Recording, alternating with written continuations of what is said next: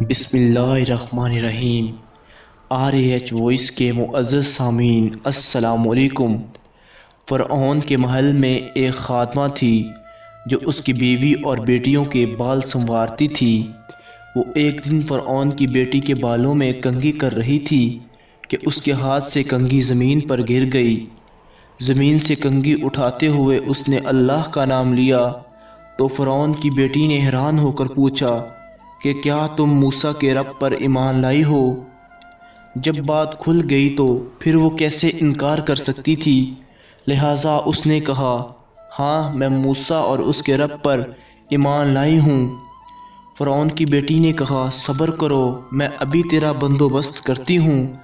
چنانچہ وہ بھاگ کر اپنے باپ کے پاس گئی اور کہا کہ وہ عورت جو ہمارے محل میں کام کرتی ہے اور جس کی کوئی اہمیت نہیں ہے، موسیٰ کو نبی مان چکی ہے اور اللہ پر ایمان لائی ہے، اب آپ کی خدائی کا دعویٰ کیا ہوا؟ فرعون نے کہا میں ابھی اسے ٹھیک کر دیتا ہوں۔ اس نے اسی وقت دربار لگایا اور عورت کو بلا کر کہا کہ تم مجھ سے ابھی رجوع کرو ورنہ ہم تم کو قتل کر دیں گے۔ وہ عورت کہنے لگی میں اللہ کے سوا کسی کے ساتھ رجوع نہیں کر سکتی، تو جو کر سکتا ہے کر لے۔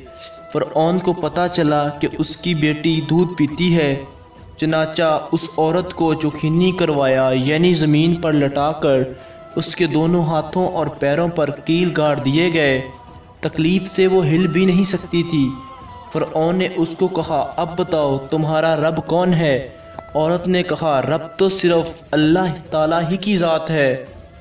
فرعون نے کہا اس کی بیٹی کو لایا جائے۔ اس کی بیٹی کو لایا گیا اور اس کے سینے پر ڈال دیا گیا تو اس نے اپنی ماں کا دودھ پینا شروع کر دیا۔